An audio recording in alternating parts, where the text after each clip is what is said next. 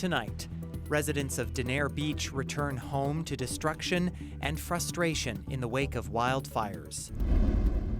A Saskatoon mother speaks out after charges against her daughter's accused killers are stayed.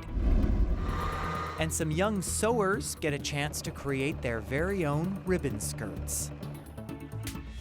This is CBC Saskatchewan News.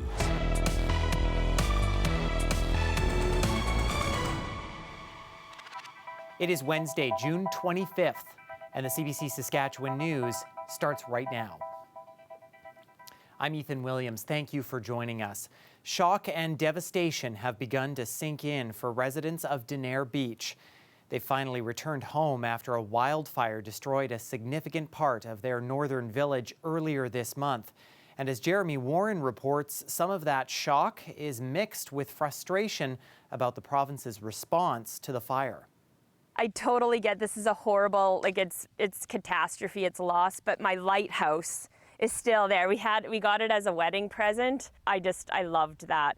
Rhonda Werbecki is sifting through the ashes of her home. Little gingerbread house that we had instead of a cake, it's gone. Where she and her husband lived for 26 years. Those who have returned to Denare Beach are looking for anything that survived the wildfire, a family ring or a favorite Christmas decoration. There's just really nothing left. Nearly a month ago, fire tore through the town, burning entire blocks to the ground, destroying more than 200 homes in the village and nearby reserve. Wednesday marked the first day Denare Beach fully reopened to the public, a day of mixed emotions, relief to be home, and grief over what was lost. To just see our community in a shambles. It's hard enough to lose your own home, but to see your entire community gone, it was just devastating. That's despite the best efforts of volunteer firefighters who stayed behind, including Rod Bird from Peter Ballantine Cree Nation. He tried to protect homes until the flames became too intense. So we run down the lake, jump in a boat, and we stayed out in the lake there probably a good 4 hours, wait till all this goes through. For some, the return to Denare Beach is tinged with frustration over the lack of firefighting resources. When a rank 6 wildfire with 200-foot flame comes through and you have no sort of upper command from the Saskatchewan government there, we were kind of just freelancing. It was as if we were all fighting two different fires. We had no idea what was going on. We were just doing the best we could. Even now, volunteers are still dousing hot spots. As for the cleanup, it will be slow. Environmental assessments are needed before residents can clear away debris. And then there's insurance to deal with too. We never in a million years thought we were going to lose our home. I didn't take anything. I left with 6 cats and a dog, and I took nothing because we thought we would be back in 2 days. She's worried some neighbors won't rebuild, but she's steadfast, eager to rebuild and to restart her life here. Jeremy Warren, CBC News, Denare Beach. Meanwhile, one family is calling on the province to explain why their warnings were ignored before a massive wildfire engulfed the community of East Trout Lake.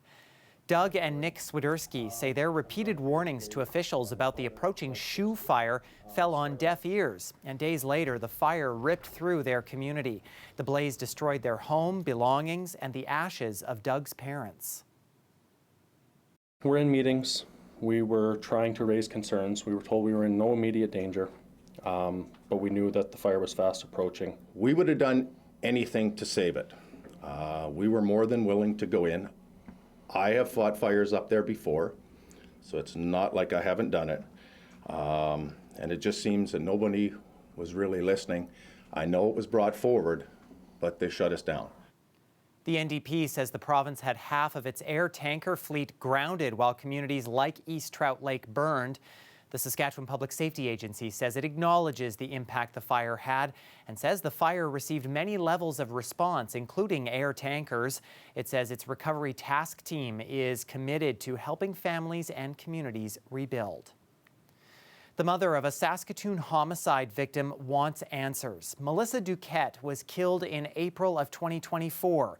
3 men were charged with first-degree murder, but last week those charges were stayed.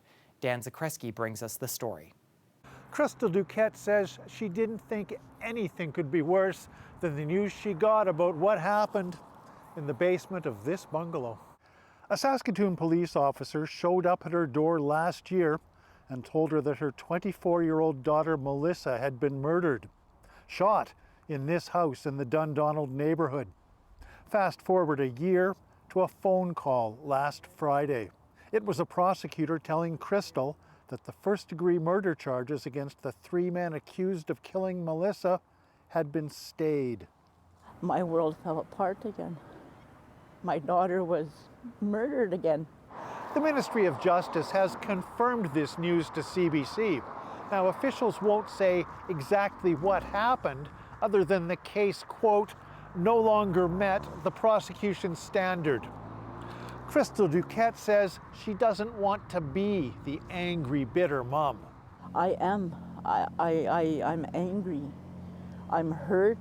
I want to scream at somebody, you know? Somebody that could make it better, but there's no making it better. Crystal is not sure what the future holds. The stay means the charges could be revived in the next year, or there could be new suspects and new charges. Melissa Duquette is buried here at Woodlawn Cemetery. Crystal comes to visit her often. I go sit by her grave. My kids do the same thing.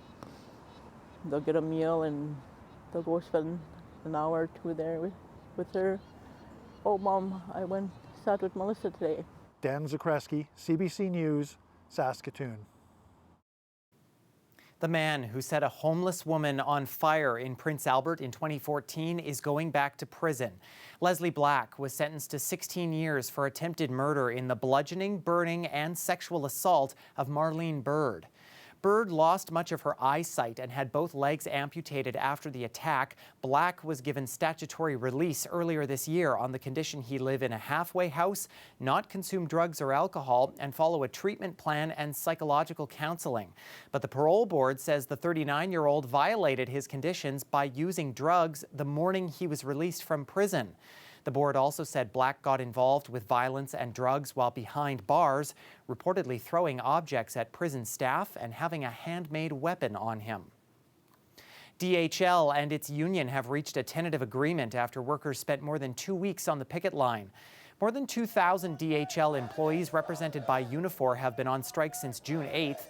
Truck drivers, couriers, warehouse and call center staff across Canada walked off the job after negotiations broke down between the union and the German-owned delivery company. The ribbon skirt is a powerful symbol of Indigenous resilience and pride, and they also bring color to ceremonies and events. Now some young up-and-coming sewers are getting a chance to make ribbon skirts of their own. Louise Big Eagle has that story. As these 4 young girls learn to sew by making their own ribbon skirt, Glenda's Yuzichipi reminisces on the times her grandma would sew dresses and socks for her and her siblings and cousins. Now, Yuzichipi hopes her granddaughter Serenity will learn the skill, just as she did. My late grandmother taught me how to sew, so it's carried down from generation to generation, so I'm hoping she'll pass it on to her. So. Glenda's and Serenity are part of a free sewing class at Becky's Place craft shop in Fort Capel. It's being offered to young people aged 8 to 18, and it teaches them how to make their own ribbon skirts. Rain Longman knew her 12-year-old daughter Kylie loved ribbon skirts, so she signed her up for the class. Rain says it's been a bonding experience since neither of them know how to sew. So, as her daughter learns how, so does she. Rain wants Kylie to be proud of what she makes. She could eventually make her own skirts. She has a very big imagination for doing her own designs, so I think it would be a good hobby for her to learn. Kylie says it's been going well so far, but sometimes it can be frustrating to get the hang of it. She has some advice for other youth also wanting to learn how to sew.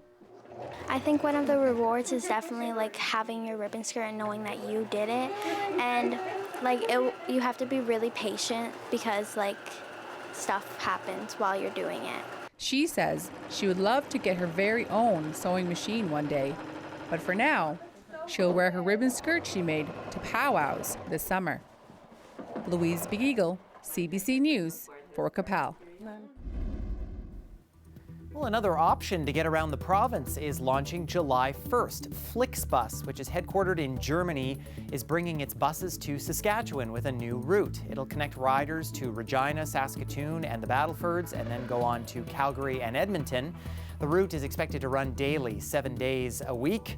Flixbus already has other routes in Ontario, Quebec, British Columbia, and Alberta. Stay with us. We're back with more news and a look at the weather forecast after the break.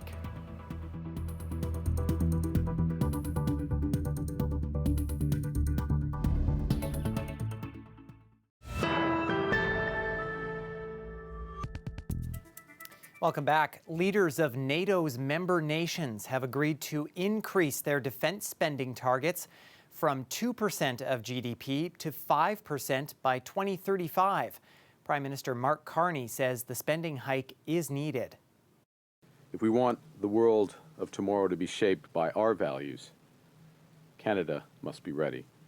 If we want a more secure world, we need a stronger Canada that works with our allies.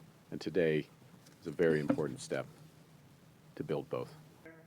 Donald Trump had made a spending increase a condition of continued U.S. support for NATO, but member nations have agreed to review the increase in 2029, the year Trump is slated to leave office. Alberta sovereignty remains a key issue for some people in that province. It was not on the ballot in provincial by-elections on Monday, but there was an opportunity to vote for a candidate who supports it in a traditionally conservative riding. Aaron Collins shows what the results reveal.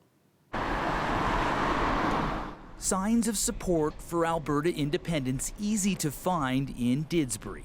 Frustration with Confederation, a tradition in these parts. This riding elected the province's only separatist to the legislature nearly 50 years ago. Alberta's sovereigntists had hoped that history might repeat itself. It didn't. The leader of the Alberta Republican Party finished third. We need political action and backbone, and that's what the Republican Party of Alberta is going to continue fighting for all across Alberta. The Republicans grabbed less than 20% of the vote in this race. Most people are sort of looking for the existing party, the existing government structure, to come up with the right kind of solutions. Still, in Alberta, tension with Ottawa is a constant. It's almost as if they don't really care about the West that much. But that's nothing new. Justin was never a good idea. He's just trying to fill Daddy's boots, and he couldn't do it. The appetite for change strong here, but interest in independence tepid at best. Albertans are a little bit frustrated, so there's an emotional attraction to the separation idea, but I think if it's well thought through, it's not very realistic. The governing UCP won. Let's stay strong and united, and let's get things done. But some worry that a divide over independence could split the party. I think that the jury is very much still out on the future of that movement. The poor showing by separatists here is a blow to the sovereignty movement in Alberta. It's also key to keeping the United Conservative Party united, and potentially a sign that most Albertans would like to keep Canada united too. Aaron Collins, CBC News, Didsbury, Alberta.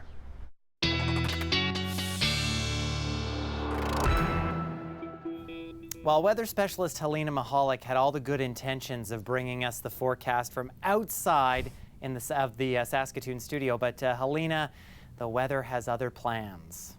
The weather's playing tricks on me, Ethan. Yes, severe weather has been present throughout south and central Saskatchewan. Let's take a look at what's going on. If you're watching live at 6:15 Wednesday, there is a tornado warning in effect for the RM of Wilton, which includes Lashburn and Unity. There is also a tornado watch in effect for much of south and central Saskatchewan. We could possibly see this around Saskatoon, Martinsville, and the Battlefords. We are continuing to see some severe weather associated with these storms, and we're going to see that into Thursday as well. Hail, strong winds, heavy rain, and there is a chance of a tornado Thursday as well. We're going to continue to see this rain and thunderstorms all throughout the rest of the week. Friday, we're going to see that all throughout the province, even the north getting some rain, and thunderstorms look to be the most possible in areas around Regina. And as we continue on looking towards the weekend, the rain still continues, seems to be situated mostly in the west parts of south and central Saskatchewan, especially around Saskatoon and Prince Albert. So just how much rainfall are we going to get, because we're in for some all week long? It seems like the most of the rain is actually going to come closer to the weekend. Areas like Saskatoon could get close to 15 millimeters, Regina just above 10 millimeters. So we're seeing actually a good amount of rainfall accumulation in the next coming while, and even areas in the southeast like Grenfell will get around 15 millimeters of rainfall, which is definitely good because of our forest fire situation. We're seeing things clearing up Wednesday, and in the coming days, we're definitely seeing those smoke plumes heading up towards the north. There is a possibility of some coming in from the forest fires in northern Alberta, but for the most part, we're going to see definitely some clearing temperatures, especially with this rainfall coming up. Wednesday evening, we are seeing some winds associated with this storm, up to 60 kilometers an hour wind gusts for much of south and central Saskatchewan.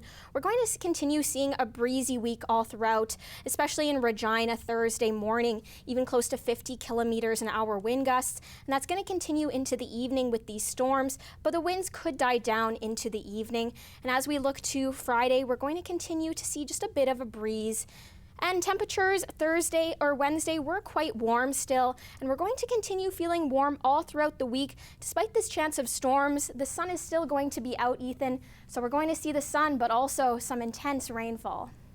Yeah, I guess it's only fair. Saskatoon gets the storms Wednesday and Regina on Thursday then.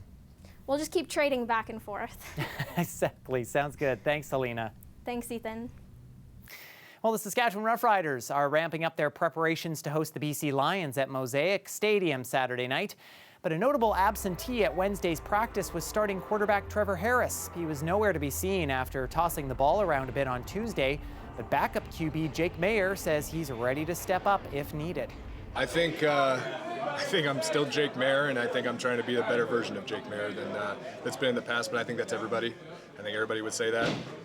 But I know for damn sure that everybody in this organization I've come across, including Trevor, has made me a better individual myself. So, yeah, if I get the opportunity, then, yeah, you'll get a Jake Mayer that is improved and hopefully puts his best foot forward for his team. Harris was again listed with a head injury and illness. Head coach Corey Mace wouldn't confirm if he was in concussion protocol. He says a decision on Harris's status will be made Thursday. Kickoff is at 5 p.m. Saturday at Mosaic Stadium. And the Green and White have also found success off the field. The club made a $2.1 million profit last season. $6.5 million alone was made off of the sale of merchandise, including the new alternate jersey and logo. That helped merch sales increase by over $2 million from the previous season. The Riders' president says he's surprised at how popular the alternate jersey has become. We were reasonably confident that it would resonate with our fans, but I don't think we had any idea how much it would resonate. And I think we saw that from the launch, like from day one and the days following. We quickly realized we were going to blow past our projections. Maybe it's our conservative CFO over here, but no, it vastly exceeded our expectations. Even though income was up last season, so were expenses. Overall, though, the club now has a nest egg of $22 million in cash and investments. Thank you, ladies.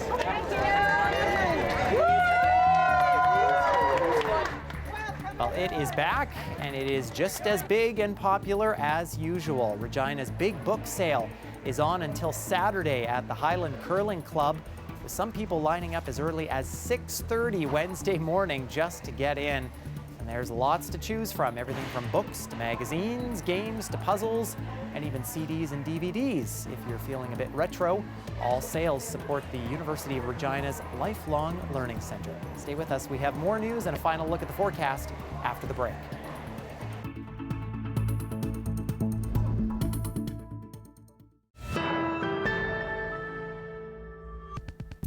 Another moose was spotted this past weekend roaming the streets of Regina, and it's a timely event for Ryan Brook. The University of Saskatchewan professor is researching urban wildlife trends to see if more moose are making their way into cities. When you think about Regina and Saskatoon, these are urban centers in a sea of agriculture. Not, like in Alaska, yeah, of course they've been showing, in the TV shows and movies and things, moose wandering through cities for decades. And that's not a surprise. But when you think of where we are in the prairies, it is pretty shocking. And so people that we've talked to extensively have said, yeah, it would have been unusual, very, very unusual to see a moose in a decade in these farmland areas, certainly never mind cities. So there's no doubt there's been an overall increase in the southern half of the province in moose. And 5 or 6 years ago, there were some collared moose in Montana that wandered up north into the, this is open prairie, southern Saskatchewan, right on the U.S. border. So no question it's on the increase. And, we had 8 moose in our first year, 23 in the second, and 29 in the third. So we need more data before we can talk about long-term trends, but that certainly speaks to a pretty big increase just in Saskatoon.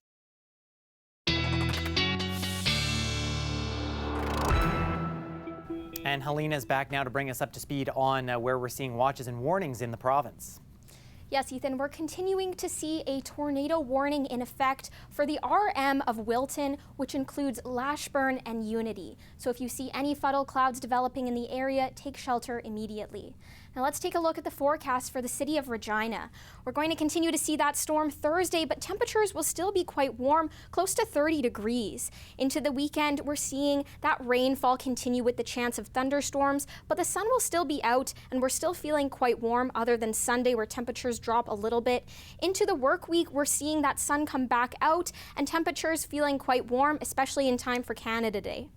Saskatoon has a day without rain Thursday and temperatures feeling just a little bit above seasonal, but into the weekend we're seeing that thunderstorms and rain come back. Saturday things feeling just a little bit cooler, but as we get into next work week we're seeing the rain stop, the sun coming back out, and temperatures continuing to feel quite warm. The sun will be nice and hot for Canada Day, and our overnight lows are feeling quite warm for this time of year, Ethan, so we have a few days of storm but then some sun. Looking good. Okay, thanks Helena. Thanks, Ethan. And that is it for us. For more news anytime, you can head to our website or subscribe to the CBC Saskatchewan YouTube channel. And you can also download the CBC News app on your smartphone or tablet. Thanks so much for watching.